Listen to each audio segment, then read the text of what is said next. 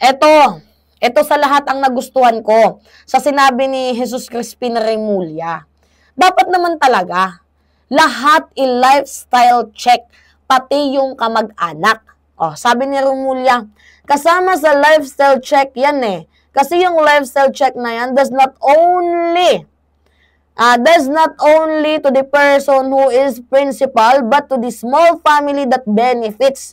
People who benefit from the illegal act are part of the illegal act. Oy, shout out nga pala sa mga nagpaka-Hermes na bags ng kanilang mga anak, ng mga kongresista, and even the former president. Actually, hindi lang dapat yung administrasyon ni PBBM ang imbestigahan, pati na din ang administrasyon ng dating presidente. Kasi hindi lang naman nagkaroon ng anomalya sa panahon ni PBBM, nagkaroon din ng anomalya sa panahon ni former President Duterte.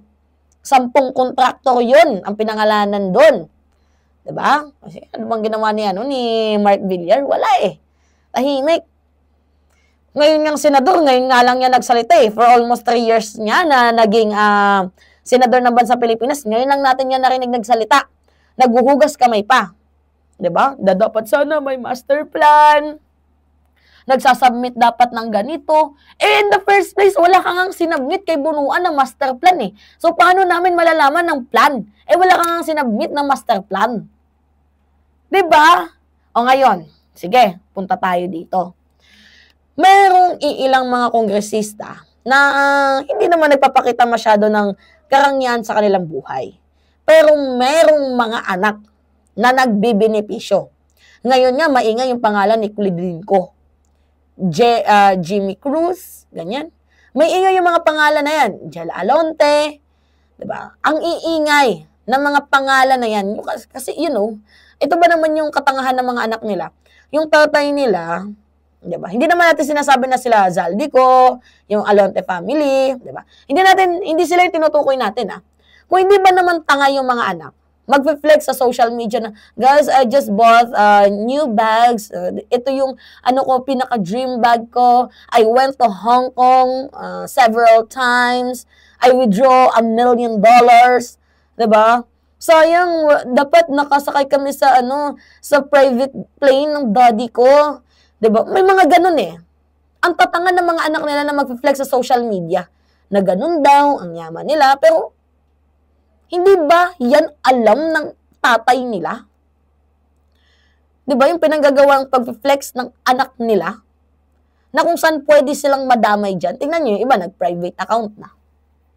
Flex pa more. Bags, fashion dress, damit, mga trips, isang dinner, $500,000.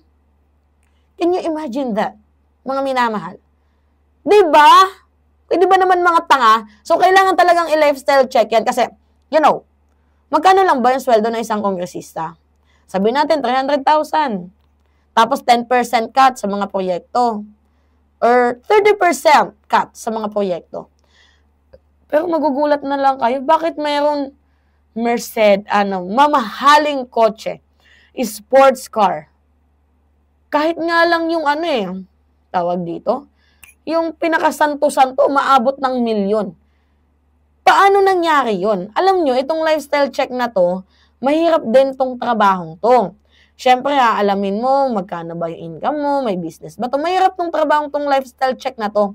To be honest, pero kung pinakailangan, para malaman natin ang totoong transparency, and makuha natin kung sino nga ba yung accountable sa mga pangangamkam sa kaban ng bayan, lalo pat sa mga political dynasty na mga pamilya na matagal na nasa politika tapos wala pa din pinagbago, wala pa din nangyari sa kanilang lungsod, nararapat lamang na i-lifestyle check sila.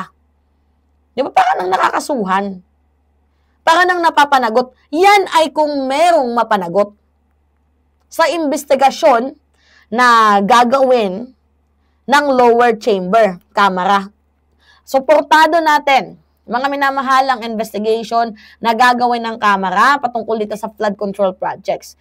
Ngayon, ang tanong natin, sino kaya yung posibleng tamaan dito? Hindi ba dapat lahat ng kasama sa anomalya? And hindi lang dapat sa panahon ni PBBM. dapat sa panahon din ni former President Duterte. Panahon ng 2016 hanggang 2022. Imbestigahan lahat. Walang, mga minamahal, walang kaliligtaan.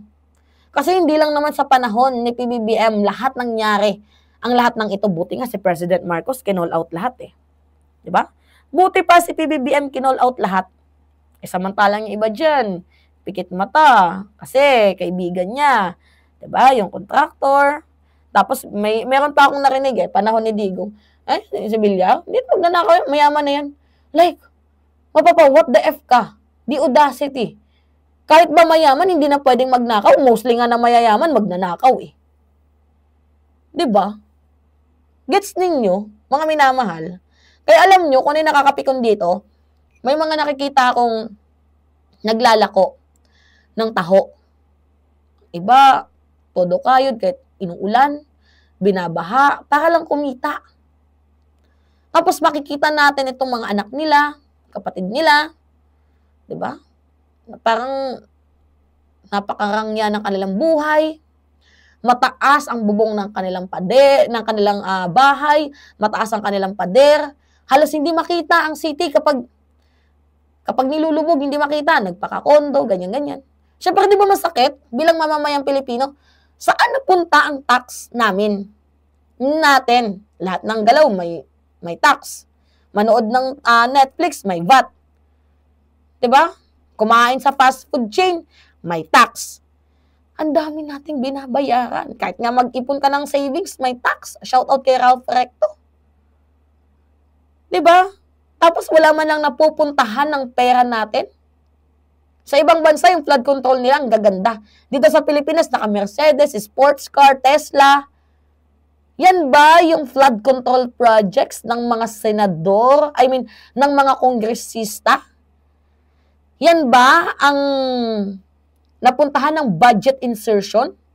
Tapos ang iba, todo tanggi. Tama bang behavior yon, mga ma'am and sir? Kaya tama lang.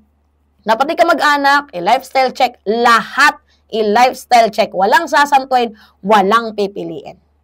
Agree ba kayo, mga minamahal? Well, ako, syempre, agree ako. Diba? Sa panata na yon. Alright, yun po. Kayo, ano yung masasabi ninyo? Anyway, mga minamahal, pahingi lang ako ng comments. Yeah, comments, likes, and share. And also, wag niyong kalilimutan na i-click ang subscribe. And i-hit niyo po always ang notification bell para lagi kayong nanonotify sa mga video na ina-upload natin. Yun lamang po at ingat, mga kababayan.